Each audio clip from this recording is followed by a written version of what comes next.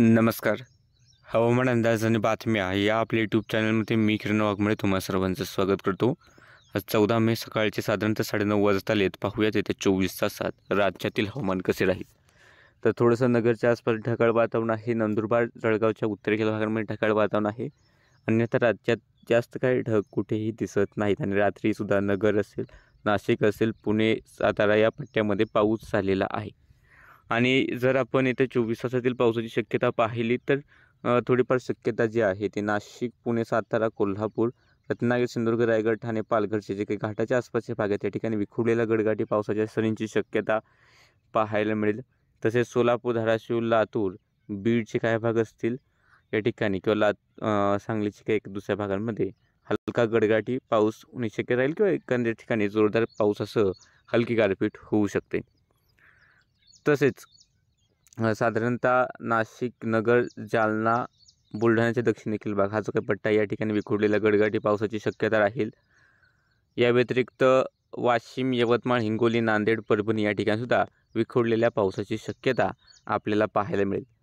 जर एखादा ढग थोडासा घाटातून बनून पश्चिमेकडे सरकला तर इकडे ठाणे, पालघरचे थोडेसे अंतर्गत भाग असतील, रायगड, रत्नागिरी, सिंधुदुर्गचे भाग असलेल्या ठिकाणी थोडासा गडगडाट होऊ शकतो.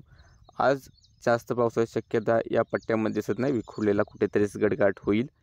गोव्यातही किंवा बेळगावच्या आसपासही आपल्याला गडगडाटी पाऊस पाहायला मिळू शकतो.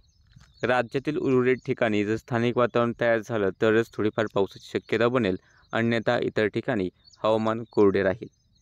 त्यातल्या त्यात आपण जर पाहिले की काही तालुक्यांनी हा जर आपण अंदाज पाहिला तर आज जी काही पावसाची शक्यता दिसते ते सांगोला, मंगळवेढा, उत्तर सोलापूर, दक्षिण सोलापूर, अक्कलकोट, लोहारा, उमरगा, तुळजापूर, निलंगा, औसा, उदगीर या पट्ट्यामध्ये थोडासा गडगडाटी पाऊस होऊ शकतो. तसेच कर्जत, जामखेडच्या आसपास किंवा शेवगाव, पाथर्डी, पैठणच्या आसपास कुठेतरी विखुरलेल्या गडगडाटी पावसाची शक्यता राहील.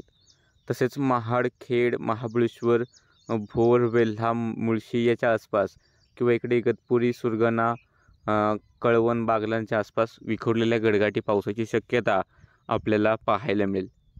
या तालुक्यांव्यतिरिक्तही इतर ठिकाणी पाऊस होऊ शकतो, जे आपण जिल्हे सांगितले त्या भागात. बाकी सध्याच्या अपडेटमध्ये इतकंच. दररोजच्या हवामानाच्या अंदाज पाहण्यासाठी चॅनलला सबस्क्राईब करा, व्हिडिओ लाईक आणि शेअर करायला विसरू नका.